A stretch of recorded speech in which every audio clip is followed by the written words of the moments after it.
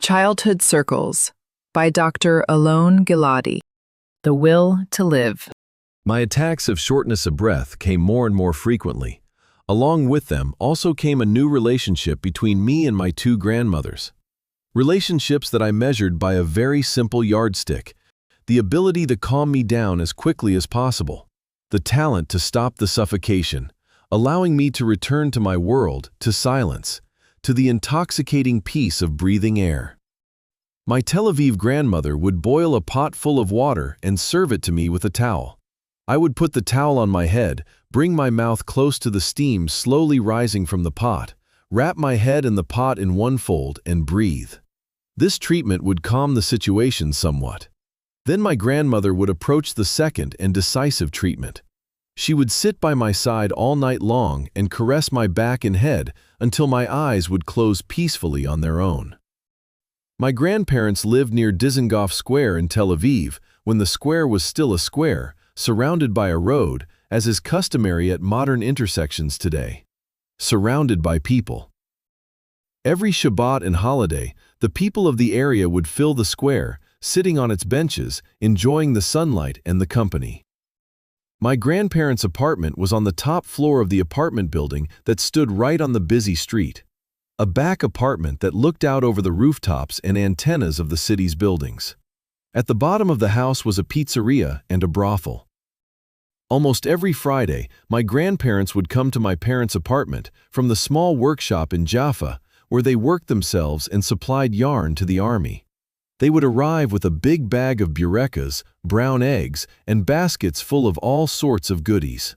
But I was interested in the bag, or rather a warm and very specific part of it.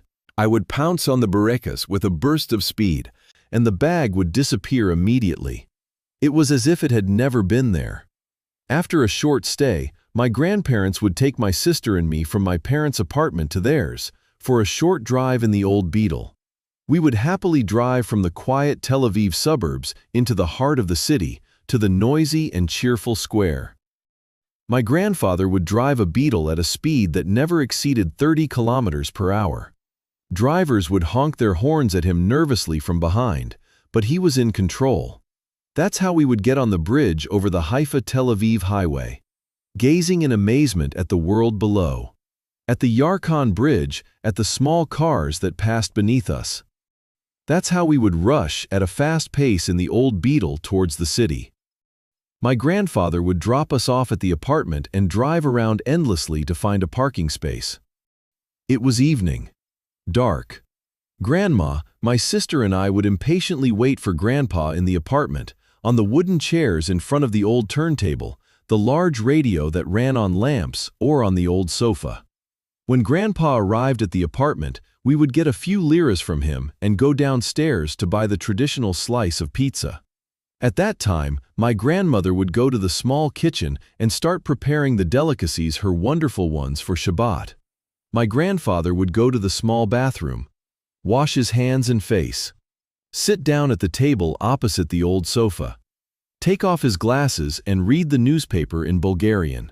Then my grandmother would serve him a cup of tea with a small pastry and of course the lemon, which my grandfather ate as it was, with its peel, with great eagerness.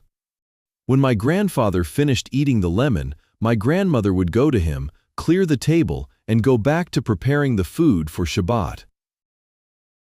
I loved my grandfather and grandmother, despite the huge generation gap between me and them. I loved them. Their warmth and insistence on finding the good in life, which was not simple and not easy in those days and in general. I loved them, even though I hardly spoke to them.